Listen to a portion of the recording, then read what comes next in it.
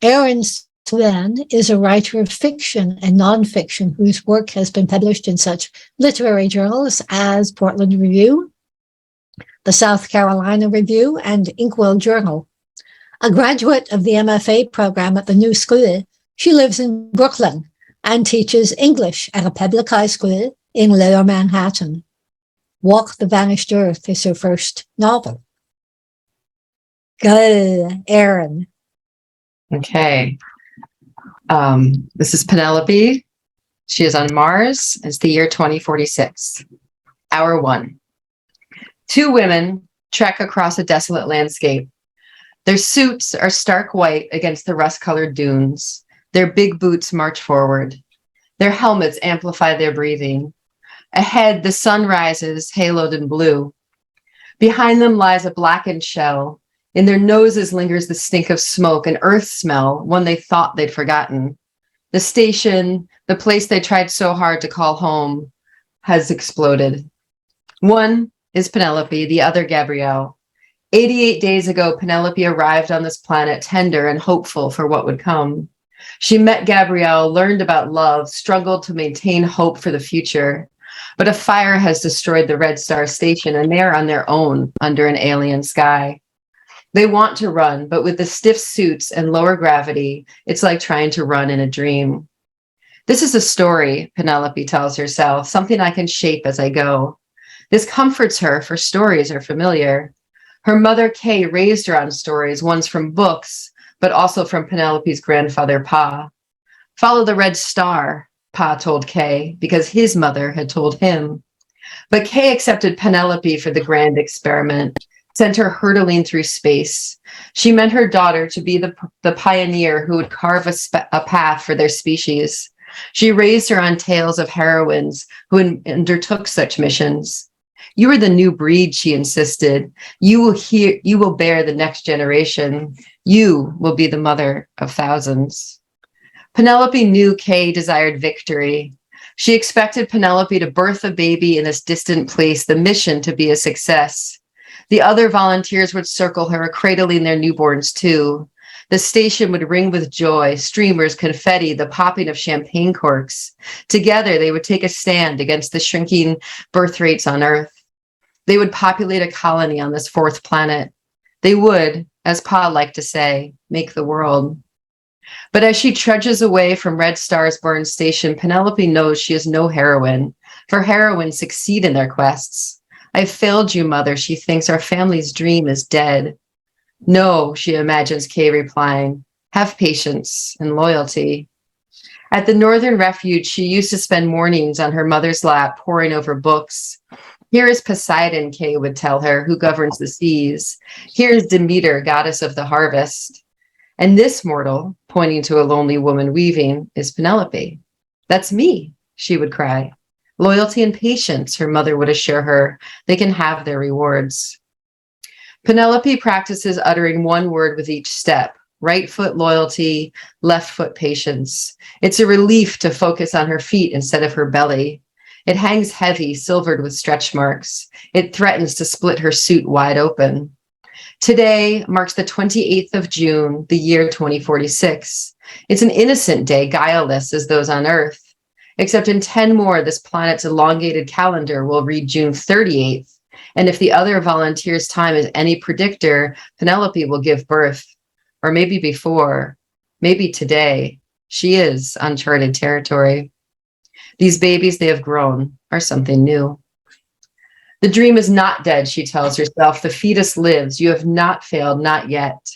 Behind her slogs her companion, whose waistline is narrow where Penelope's juts outward. Gabrielle turns to her. Her plastic helmet magnifies her face.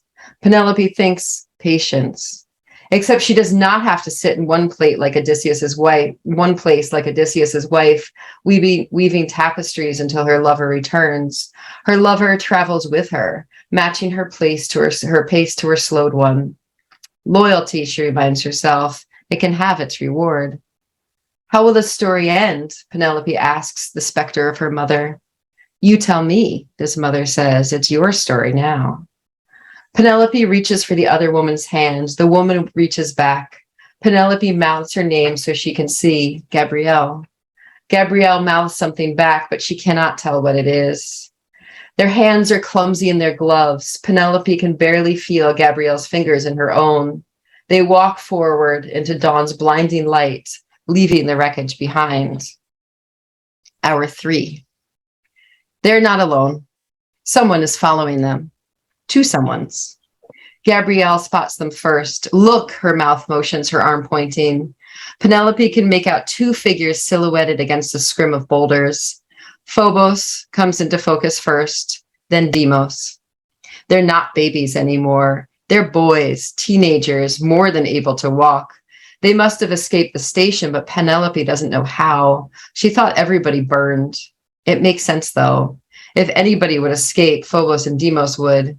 In the brief time since their birth, they've confounded all expectations. Babies on Mars, Penelope used to think. It'll be cute. But looking at the creatures behind her, that's the last word that comes to mind. Monstrous, maybe. Giant. Deimos and Phobos are wearing the station's gray jumpsuits, their massive heads like orbs above. They must have long since outgrown their onesies. Maybe the geneticists clothed them, or maybe they found spare suits and put them on. They're too far away for Penelope to make out the starbursts on their breasts, but she knows they're there. Here they are, the products of the Red Star Project. She wonders whether David would be proud. She imagines him still alive, his eyes brightening at the sight of Phobos and Deimos, able to survive this atmosphere with no help at all. Yes, she thinks, he would be very proud of these babies the Red Star volunteers have grown. She does not want to think about the 2 figures behind them, the ones she and the other volunteers named after this planet's moons. She can tell Gabrielle doesn't either. They're her experiment, after all, an experiment gone wrong. Gabrielle has already resumed walking, but faster, as though to leave Phobos and Deimos behind. Penelope follows as best she can, wheeling herself onward. Sweat studs her upper lip. If they were back at the station, safe under her crimson duvet, Gabrielle would lick each droplet with her tongue's tip, then Penelope's throat.